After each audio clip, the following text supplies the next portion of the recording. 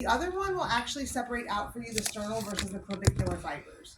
So you have to kind of remember our pec major has kind of two different fiber orientations. And the way I always remembered it for doing this length test is clavicular fibers go straight out from the clavicle.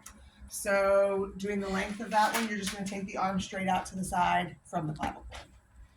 All right. If I want to check sternal fibers, I have to angle from my pec insertion down to the sternum. So I need to bring the arm up higher. Notice here, though, that I am laterally rotating her arm as I do this because why? Because the pec internally rotates. And if I want to do a length test, I have to reverse as many of the functions of the muscle as I can. Okay? So when I come here, her arm comes straight to the ground, no problem. Clavicular fibers, I come up in line with the sternum, usually around 140 degrees, and her arm comes straight down. Again, not unusual to have it go great in one direction and you get somewhere else and it doesn't go down as well. All right, so part of what you'll do in your breakout session is review pec stretching that doesn't involve the doorway. We all know the doorway stretch pretty well by now, but let's make sure we have a few other pec stretches we can do. Okay? What other things did we say could be tight? The pec minor, we'll do that one as soon as we do tip scapula in just a second. Subscapularis. How do we check for length with the subscapularis? So you're gonna have to put it into internal rotation, right? Oh wait, I'm sorry, it is an internal rotator.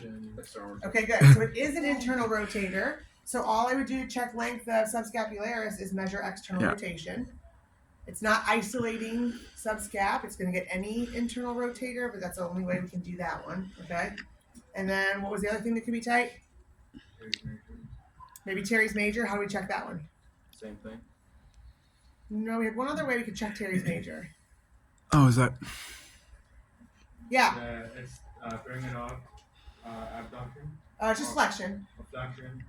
And what are we looking for? How far their scap Good. brings out. We're checking for scapular abduction here. So I would have her bend her knees. I'm not going to do that right now, but I would have her bend her knees. This will get my lats, but I also then feel down the side here to see how much the scapula has abducted, and that will tell us about Teres major tightness. Okay? So most of those probably aren't brand new. I don't know that you did the pec with Julie or not, but that just gives you a little review of those. I'm going to touch base on tip scapula because a lot of people in here had those. And then we'll talk, there's only one test for that. And then I'll write on the board everything I need you guys to review. And then you can spend some time reviewing it and reminding yourselves how to treat it. And again, try to come up with more than a pec stretch because on this practical, if you have a pec stretch, what's going to happen is we're going to do a couple what ifs. Oh, I'm sorry, what if their balance is too poor for that?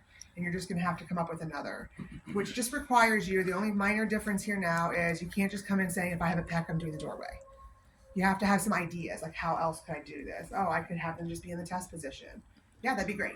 I'm not going to what if you, but if you just give me one position of the standard one everybody knows, it could very easily be, oh, I'm sorry, their balance isn't good enough for that. Bless you. Okay, not to make this more difficult for you, but just to make it more clinically relevant that some people can't do that. So we need to have more than one thing in mind, okay? All right.